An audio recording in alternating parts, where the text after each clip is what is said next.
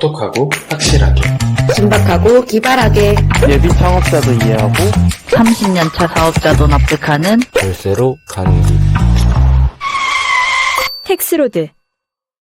안녕하세요. 김나은 세무사입니다. 강재혁 세무사입니다. 이번 영상은 부동산 임대업은 부부 중 누구의 명의로 하는 게 좋을까입니다.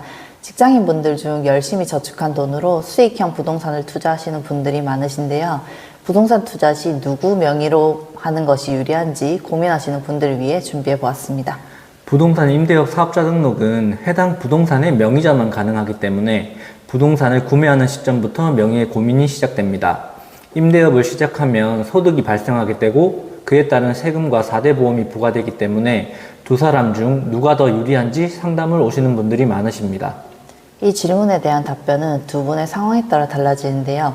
남편분은 일을 하고 있고 아내분은 전업주부로서 소득이 없는 경우라면 아내분 명의로 부동산을 구입하는 것이 유리할 수 있습니다. 세금은 소득이 높아질수록 세율 구간이 올라갑니다. 남편분은 이미 소득이 있는 상태이기 때문에 부동산 임대까지 더해지면 세율 구간이 많이 올라가실 수도 있습니다. 물론 세금만 보면 김 세무사님의 말씀이 맞습니다. 하지만 세금 외에 4대 보험도 같이 고려하셔야 합니다. 만약 아내분이 소득과 재산이 전혀 없어서 남편의 피부양자로 등록되어 있고 4대 보험이 전혀 부과되지 않고 있었다면 부동산 임대업 소득이 생기는 순간 세금뿐만 아니라 4대 보험도 부과되는 문제점이 생깁니다. 맞습니다. 만약 남편분이 고소득 연봉자라서 이미 적용받고 있는 세율 구간이 크다면 아내분이 4대 보험을 부담하더라도 아내분 명의로 부동산 구매하는 것이 유리할 것이고, 남편분의 연봉이 많이 높지 않다면 남편분의 명의로 부동산을 구입하는 것이 더 유리한 계산이 나옵니다.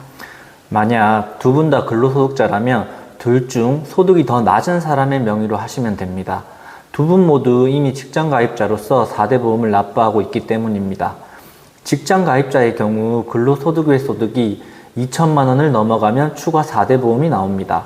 두 분 중 누가 명의자가 되더라도 보험료에는 차이가 없을 가능성이 높고 세금 부분만 고민하면 되니 더 낮은 소득을 가진 분이 유리한 상황이 나옵니다. 그렇다면 여기서 추가적인 질문이 나올 수도 있습니다. 연봉이 얼마여야 아내분 명의로 부동산을 구입하는 것이 유리한가요? 라는 질문을 하실 수도 있는데요. 하지만 이 질문에는 정해진 명확한 답은 없습니다. 남편의 연봉뿐만 아니라 종합소득공제, 세액공제의 금액, 부동산 임대업의 소득, 다른 재산의 유무 등 고려해야 할 요소가 많아 사람들마다 그 기준점이 달라집니다. 또 다른 고려 요소도 있습니다. 전업주부인 아내의 명의로 부동산을 구입한다면 자금 출처에 문제가 발생할 가능성도 있습니다. 지금까지 소득 활동을 한 번도 하지 않은 분이 갑자기 부동산을 구매하는 경우 국세청의 조사망에 걸릴 확률이 매우 높아집니다. 국세청에 신고된 소득이 하나도 없는데 갑자기 억대의 부동산을 산다면 국세청은 자금 출처에 대한 의심을 하게 됩니다. 이때 소명이 되지 않는다면 증여세와 함께 가산세가 부과됩니다.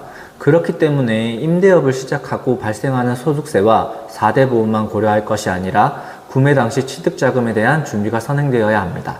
부부간 증여는 6억까지 비과세입니다. 이는 10년 단위로 한 번 적용되며 10년 내 증여한 모든 재산을 합하여 계산하게 됩니다. 10억짜리 부동산을 산다고 했을 때 4억 원 대출을 받고 6억은 증여를 받아 구매하면 자금 출처에 대한 문제는 발생하지 않을 것입니다. 명의 결정 시 절대적으로 적용되는 기준점이 없기 때문에 각 개인의 상황별로 정확한 계산을 통해 명확한 컨설팅이 필요한 것으로 보입니다. 세법이라는 것이 전 국민에게 적용되는 법이고 각 개인의 조건이나 상황에 따라 달리 적용될 수 있는 요소가 많은지라 늘 정해진 답변을 드리기가 어렵습니다. 맞습니다. 수학처럼 답이 딱딱 정해진 영역이 아니다 보니 답변을 드리는 저희도 답답할 때가 많은데요. 하지만 직접적으로 상담을 주시는 고객분들에게는 그분의 상황을 듣고 거기에 맞는 답변을 드릴 수 있으니 고민이 있으시다면 채널로 연락 주시면 됩니다. 오늘의 영상은 여기까지입니다. 도움이 되셨다면 구독, 좋아요, 알림 설정 부탁드립니다. 이상 강재혁 세무사 김나은 세무사였습니다. 감사합니다.